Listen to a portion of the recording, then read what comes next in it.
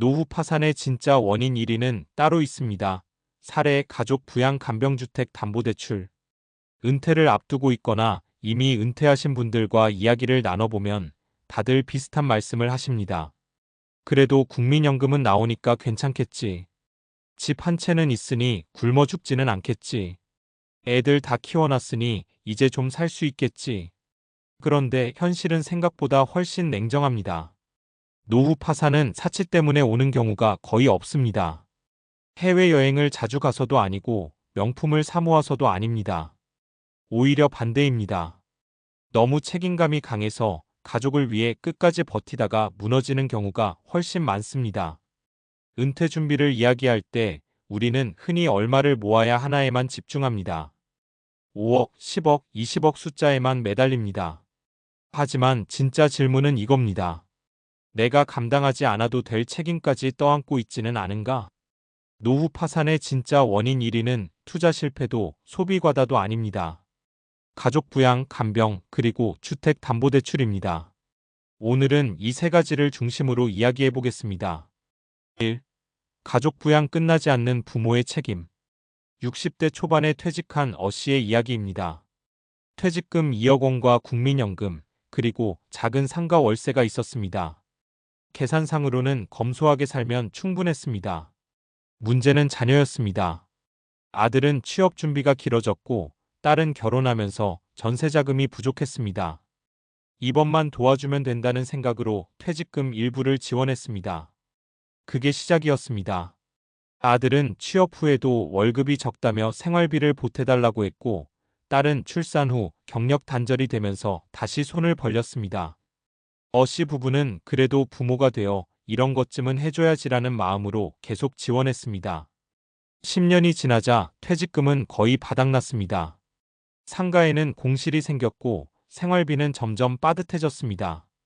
결국 씨는 70세에 경비 일을 시작했습니다. 여기서 중요한 건 씨가 낭비를 하지 않았다는 점입니다. 오히려 지나치게 절약하며 살았습니다. 하지만 자녀에 대한 무한 책임감이 노후 자산을 잠식해버렸습니다.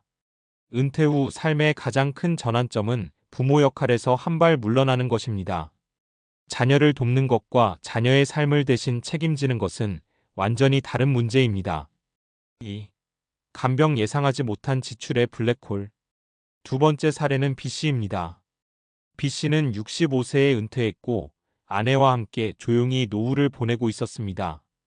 큰 빚도 없고 국민연금과 약간의 금융자산이 있었습니다. 그러던 어느 날 아내가 뇌졸중으로 쓰러졌습니다. 초기 치료비, 재활치료, 간병인 비용 건강보험이 있어도 장기 간병은 상상을 초월하는 비용이 들어갑니다. 월 200만 원, 300만 원이 순식간에 나갑니다. 처음에는 조금만 쓰면 회복하겠지라고 생각합니다. 하지만 간병은 단기간에 끝나는 경우가 드뭅니다. 1년, 3년, 5년 길어질수록 자산은 빠르게 줄어듭니다. 결국 B씨는 집을 담보로 대출을 받았습니다. 집이라도 있어 다행이지라고 위로했지만 사실 그 집은 마지막 안전판이었습니다. 간병은 단순한 의료 문제가 아닙니다. 노후 자산을 가장 빠르게 소진시키는 변수입니다. 우리는 얼마를 모을까는 고민하지만 큰 병이 왔을 때 어떻게 버틸까는 고민을 미루는 경우가 많습니다. 실제로 많은 분들이 보험을 줄이거나 해지하면서 은퇴 생활비를 맞춥니다. 하지만 그 선택이 나중에 치명적인 결과로 돌아오는 경우도 적지 않습니다. 3. 주택담보대출 집은 있으니 괜찮다의 착각. 세 번째는 C씨 사례입니다. C씨는 은퇴 직전에 아파트를 갈아탔습니다. 어차피 실거주니까 괜찮다는 생각이었습니다. 기존 집을 팔고 더 큰 집으로 이사하면서 2억 원의 대출이 생겼습니다. 처음에는 금리가 낮았습니다. 감당할 수 있을 것 같았습니다. 하지만 은퇴 후 소득은 줄어들었고 금리는 올랐습니다. 매달 나가는 이자는 점점 부담이 됐습니다. 연금으로 이자를 내고 나면 생활비가 빠듯해졌습니다. 결국 생활비를 카드로 메우기 시작했고 빚은 눈덩이처럼 불어났습니다. 집은 있지만 현금 흐름이 막히면 삶은 바로 흔들립니다. 많은 분들이 집 한 채는 있으니까 노후는 괜찮다고 생각합니다. 하지만 집은 현금이 아닙니다. 대출이 얹혀 있다면 오히려 매달 돈을 빨아들이는 구조가 됩니다.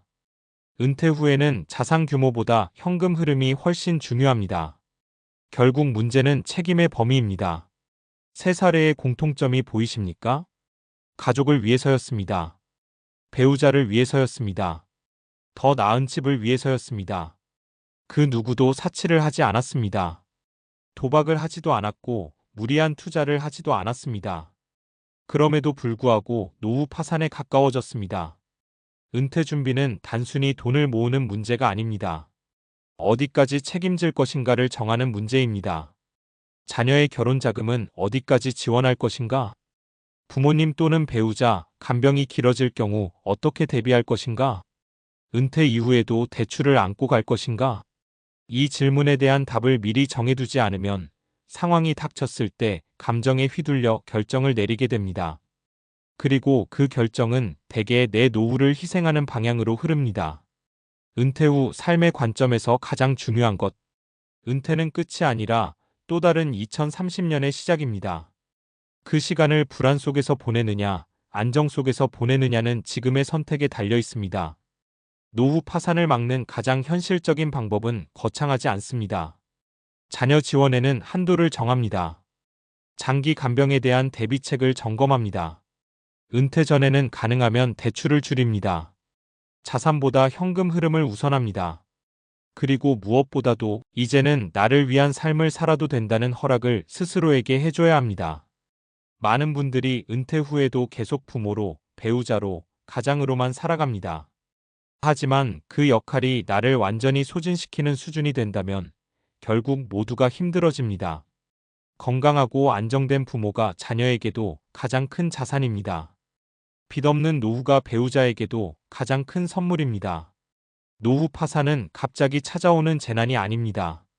조용히 조금씩 책임이라는 이름으로 스며듭니다. 그래서 더 무섭습니다.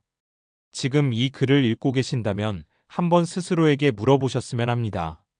나는 지금 내 노후를 지키고 있는가? 그 질문에 당당하게 그렇다고 말할 수 있다면 그때 비로소 진짜 은퇴 준비가 되어 있는 것입니다. 앞에서 말씀드린 세 가지 원인, 가족 부양 간병주택 담보대출. 이제 이런 질문이 자연스럽게 이어집니다.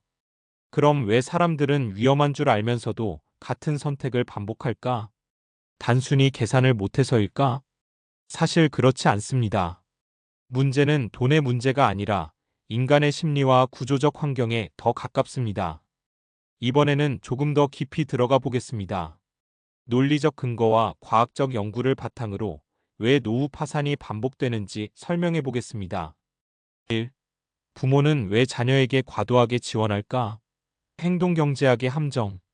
행동경제학에서는 인간이 항상 합리적으로 판단하지 않는다고 말합니다. 특히 가족 문제에서는 더욱 그렇습니다.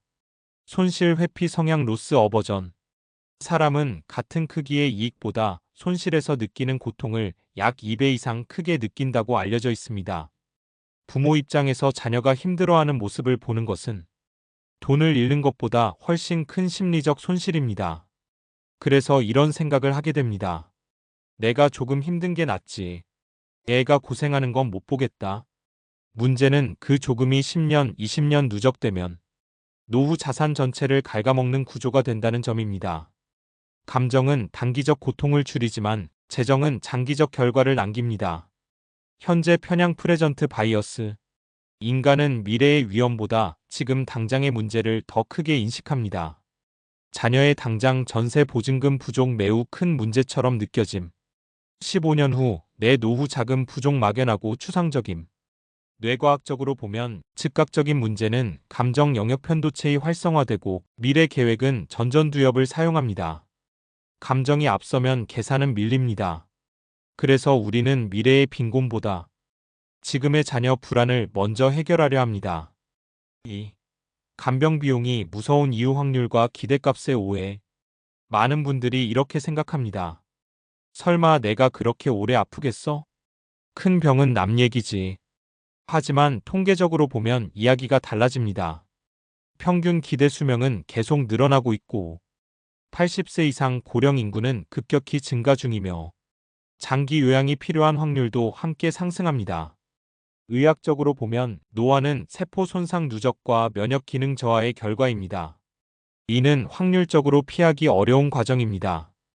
여기서 중요한 개념이 있습니다. 기대값 익스펙터드 밸류.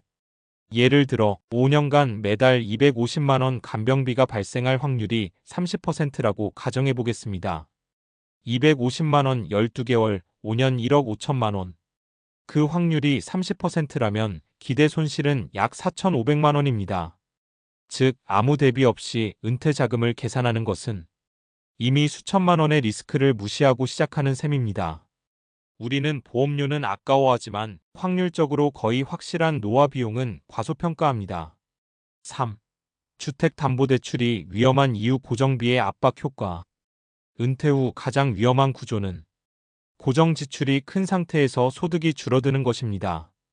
경제학에서는 이를 현금 흐름 리스크라고 부릅니다. 젊을 때는 문제가 없습니다. 월급이 꾸준히 들어오고 승진 가능성이 있고 추가 노동이 가능합니다. 하지만 은퇴 후에는 소득이 제한됩니다. 이때의 대출 이자는 단순한 지출이 아닙니다. 의사결정의 자유를 제한하는 족쇄가 됩니다. 행동경제학 연구에 따르면 부채가 있는 사람은 그렇지 않은 사람보다 위험 회피적이거나 반대로 극단적 선택을 할 확률이 높습니다. 왜냐하면 지속적인 상환 압박이 인지 자원을 소모시키기 때문입니다. 즉, 빚은 단순히 돈 문제를 넘어 판단력을 떨어뜨립니다. 4. 노후 파산의 구조적 원인. 3층 안전망의 붕괴. 이론적으로 노후는 3층 구조로 되어 있습니다. 공적연금, 개인 저축 및 금융자산, 부동산 자산.